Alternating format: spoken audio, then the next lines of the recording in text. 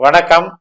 அன்பார்ந்த குரு ஜோதிடம் நேயர்களுக்கு உங்கள் ஜோதிடர் ஜே.எம்.எஸ். சந்திரமௌலியின் ஜோதிட பதிவு. ஜூலை மாதம் பலன்களுக்காக ரிஷப லக்னத்திற்காக இந்த பதிவு. ஜூலை 1 முதல் 31 தேதி வரை நமக்கு கிரக நிலைகள் எப்படி இருக்கிறது என்று பார்ப்போம். நம்ம லக்னத்துல குரு பகவான் இருக்காரு. 2ஆம் வீட்லையும் 3ஆம் வீட்லையும் சூரியன், சுக்கிரன், புதன் பெயர்வுகள் நடக்கிறது.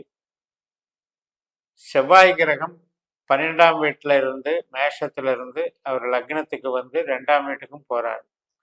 அந்த செவ்வாயினுடைய நகர்வுகள் அப்படி இருக்கு.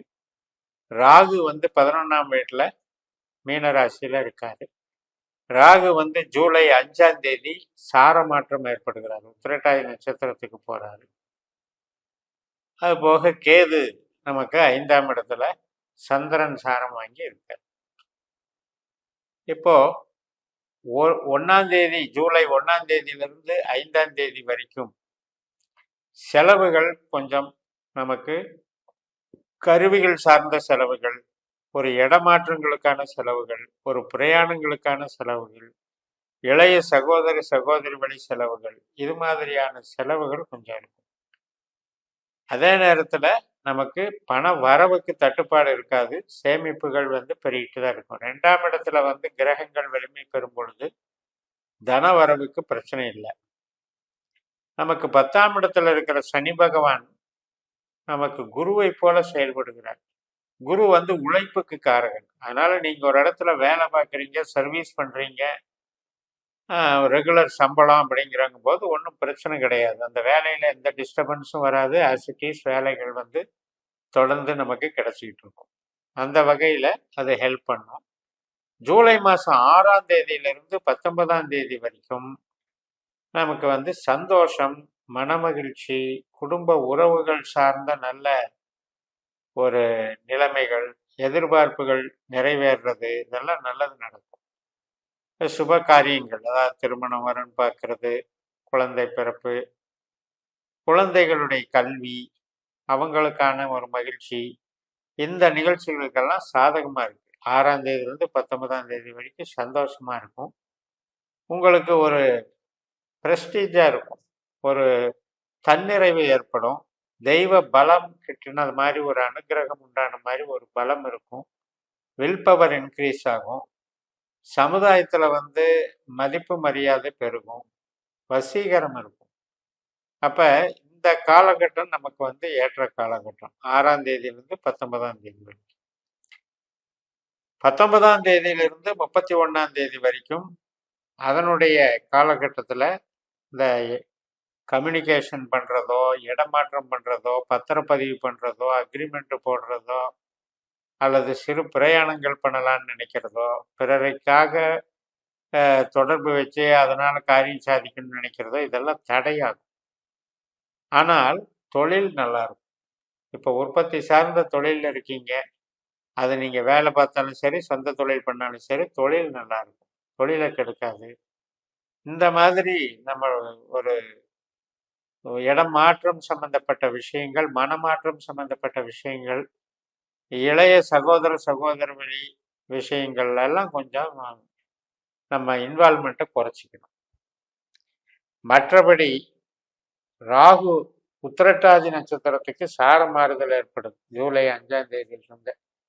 அதாவது புதன் மாதிரி செயல்பட்டு இருந்த ராகு இப்ப சனி மாதிரி செயல்பட போறார்.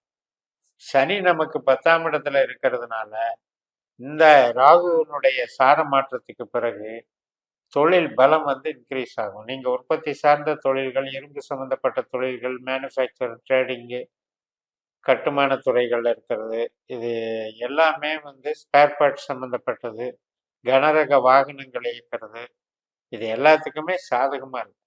அதனால் இந்த மாதிரி ஒரு அமைப்பு இந்த ஜூலை மாதத்தில் ஏற்படுறது உங்களுக்கு அது ஒரு பக்கபலம். அதே போல் ஆடி 1ஆம் தேதியிலிருந்து 17ஆம் தேதி, இங்கிலீஷ் 17ஆம் தேதியிலிருந்து உங்களுக்கு ஒரு தைரியம் பெருகும். அதாவது நமக்கு ஆர்வம் துணிச்சல் அதிகமாகும். எதையும் விரும்பி நீங்க செய்யக்கூடிய தன்மைகள் உண்டாகும். அதுக்கு தகுந்த சப்போர்ட்டுகளும் கிடைச்சிக்கிட்டே இருக்கும். அது வந்து கவர்மெண்ட் சப்போர்ட்டாக இருக்கலாம், அதிகாரிகள் சப்போர்ட்டாக இருக்கலாம், உறவினர்கள் சப்போர்ட்டாக இருக்கலாம். எல்லா வகையிலையும் நம்ம அப்ரோச் பண்ணுற விஷயத்துக்கெல்லாம் அவங்களுடைய ஒரு சப்போர்ட்டு கிடைச்சிக்கிட்டே இருக்கும்.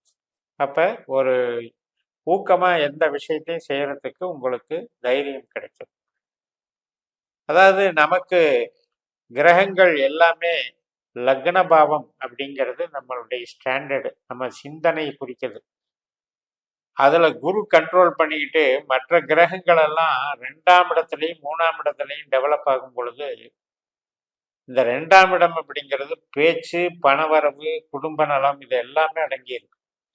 அதனால அதில் வந்து உங்களுக்கு சுபிட்சம் உண்டாகும். எதிர்பார்த்த பணவரவு, சேமிப்பு, தொழில் பலம் இதை எல்லாமே கொடுத்துரும்.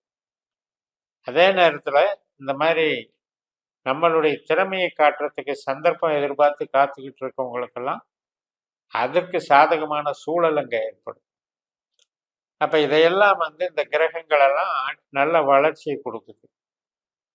இப்போ நமக்கு 5ஆம் இடத்துல கேது இருக்காரு அப்படின்னு ஒரு பாவ கிரகங்கிற கான்செப்ட்ல பார்த்தோம்னா, 5ஆம் இடம்ங்கிறது என்னன்னா ஆத்மஸ்தானம், நம்ம குழந்தைகள் ஸ்தானம், கலைகள் சம்பந்தப்பட்ட ஸ்தானம், மகிழ்ச்சியை குறிக்கிற ஸ்தானம். நம்ம ஜனன ஜாதகத்துல கேது வந்து கெட்ட கிரகமாக இருந்தால் இந்த மனநிலைகள்ல சஞ்சலங்கள் ஏற்படும். அதாவது ஆசிலேஷன் மைண்டுன்னு சொல்றோம் இல்லையா, ஒரு உறவுகளை எடுத்துக்கிட்டாலும் பாசம், நேசம், அன்பு பரிமாற்றம், இது எதை எடுத்துக்கிட்டாலும் அதுல குழப்பத்தை உண்டு பண்ணிக்கிறது, ஒரு பொசசிவ்னஸ் உண்டு பண்ணிக்கிறது, தன்னைத்தானே ஏமாத்திக்கிறது. அதாவது அது வந்து சந்தேக புத்தி அல்லது மன சிதறல்கள்னால, மன ஒருமைப்பாடு இல்லாததுனால வரக்கூடிய விஷயம். இதே கேது ஒரு சிலருக்கு ஆன்மீகத்துல மன ஒருமைப்பாடு மற்றும் ஆன்மீக ஈடுபாட்டுக்கு பவரை கொடுத்துருவார். ஏன்னா கேதுங்கிறது வந்து ஸ்பிரிச்சுவல் லைஃபுக்கு பவர்ஃபுல்லாக வேலை செய்வார்.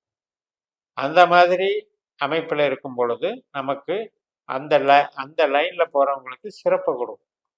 இப்போ குழந்தைகள் ஸ்தானத்தில் இங்கே கேது உட்கார்ந்துருக்காரு அப்படின்னா, இந்த குழந்தைகளுடைய மனோபாவங்கள் அது நமக்கு பிடிக்காம ரசிக்காம ஒரு ஆர்கியூமெண்ட் மாதிரி போயிட்டு இருக்கும்போது நாம் அதை விட்டு கொடுத்து போக வேண்டியது, அவ்வளோதான். அதில் ஒன்றும் நெகட்டிவ் கிடையாது. அந்த கேதுங்கிறது குழப்ப மனோநிலை அப்படிங்கிற ஒரு கான்செப்டை வச்சிருக்குங்கிறத மட்டும் ஒரு மனசுல வச்சுக்கிட்டு நீங்க டீல் பண்ணீங்கன்னா சரியா போய் பட்டும் படாம கொண்டு போய்க்கலாம். 11ஆம் இடத்துல இருக்கிற ராகு வந்து நமக்கு எல்லா விதத்திலையும் சௌகரியங்களையும், எதிர்பார்த்த நல்ல செய்திகளை கொண்டு வர்றதும், எதிர்பார்த்த ஆசைகளை பூர்த்தி பண்றதுக்கும் சப்போர்ட் பண்ணிட்டு இருக்கும். இப்போ அவர் வந்து ஜூலை 5ஆம் தேதி உத்திரட்டாதி நட்சத்திரத்துக்கு வர்றது நமக்கு சிறப்பை தருகிறது, தொழில் பலத்தை பெருக்குகிறது. அதனால இந்த மாதம் உங்களுக்கு சிறப்பான மாதம் என்று கூறி நிறைவு செய்கிறேன். இந்த சேனலை சப்ஸ்கிரைப் பண்ணி ஷேர் பண்ணுங்க. உங்கள் தனிப்பட்ட ஜாதக பலாபலன்களை என்னுடைய வாட்ஸ்அப் நம்பரில் தொடர்பு கொண்டு பலன் பெறுங்கள். உங்களிடமிருந்து விடைபெறுகிறேன். உங்கள் JMS. நன்றி, வணக்கம்.